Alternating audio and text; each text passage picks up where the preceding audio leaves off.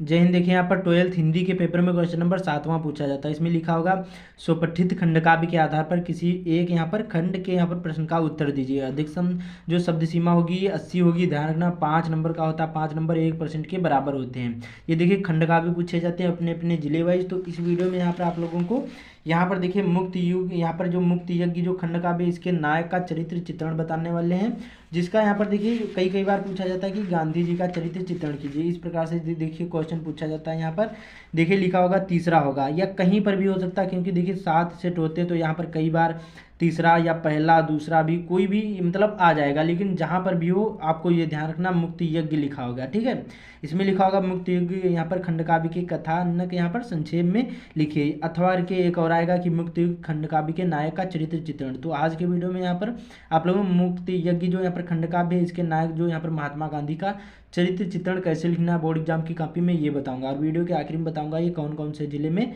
पूछा जाता है। तो आप लोग वीडियो पूरा जरूर देखना।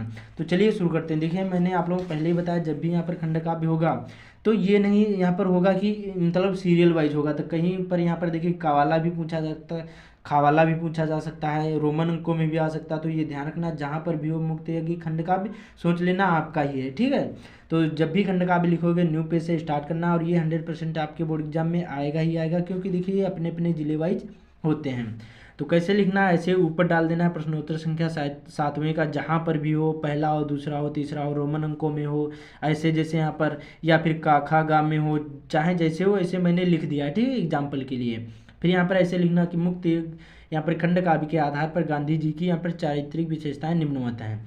तो आपको हेडिंग वाइज लिखना है। देखिए मेन चीज़ हेडिंग होती है, एग्जामिनर हेडिंग ही देखेगा, ये ध्यान रखना है।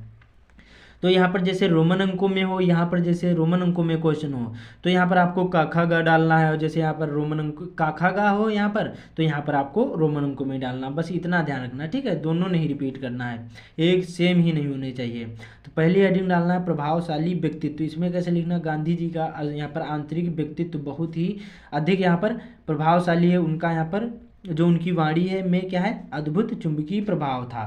तो इस प्रकार से हमें कम से कम शब्दों में लिखना। 80 वर्ड का मतलब होता है एक पेज में लिखना, ज़्यादा बड़ा भी नहीं लिखना। कैसे लिखना है प्रभावशाली व्यक्तित्व में कि गांधी जी का आंतरिक व्यक्तित्व बहुत ही यहाँ पर अधिक प्रभावशाली है। उनका यहाँ पर उनकी जो वाणी में अद्भुत चुंबकीय प्रभाव था। फिर दूसरी हेडिंग डालना है सत्य प्रेम अहिंसा के प्रबल समर्थक। तो इसमें कैसे लिखना है, देखिए मुक्त यज्ञ यहाँ पर में गांधी जी के यहाँ पर जीवन के यहाँ पर सिद्धांतों में सत्य प्रेम और अहिंसा प्रमुख है।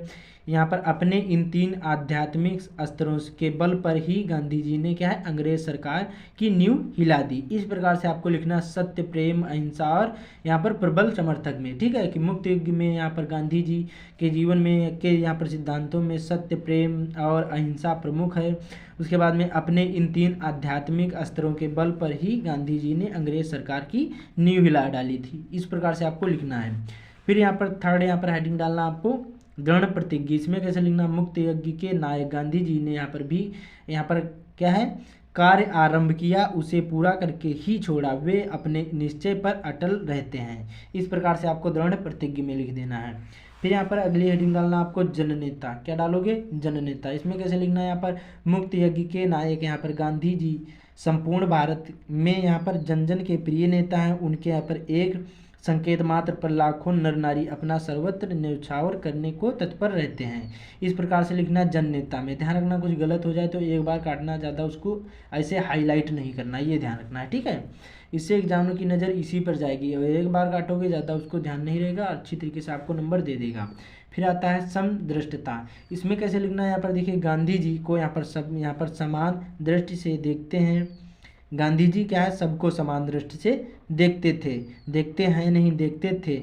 उनकी दृष्टि में ना कोई बड़ा ना कोई छोटा, छुआछूत को भी वे समाज का यहाँ पर कलंक मानते हैं। इस प्रकार से आपको 5 ही हेडिंग लिखना। 5 नंबर का पूछा जाता तो ज़्यादा आपको बड़ा नहीं लिखना। फिर नीचे इतना जरूर लिख देना कि इस प्रकार मुक्त यज्ञ के नायक गांधी जी महान लोक नायक, सत्य अहिंसा और प्रेम के समर्थक, दृढ़ प्रतिज्ञ और निर्भीक और साहसी पुरुष के रूप में सामने आते थे।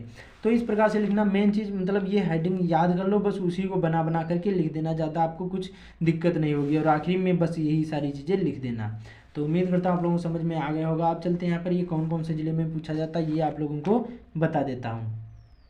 देखिए जो आप लोग मुरादाबाद, संभल, यहाँ पर ज्योतिबा फुले नगर, कानपुर, कानपुर देहात, जौनपुर, उसके बाद में अयोध्या, अंबेडकर नगर, एटा, ललितपुर, इन जिलों में रहते हैं तभी ये खंड काव्य याद करना, वरना आप लोग ये खंड काव्य नहीं याद करना। ध्यान रखना, फिर से बता देता हूँ, मुरादाबाद, संभल, ज्योतिबा फुले नगर, कानपुर, कानपुर देहात, जौनपुर, अयोध्या, अंबेडकर नगर, एटा, ललितपुर। ठीक है, बाकी आपको नहीं पता है, आपके अपने क्लास टीचर से पूछ लेना, बता देंगे। बाकी आपके बुक में दिया होता है। तो मिलते हैं अगले वीडियो में।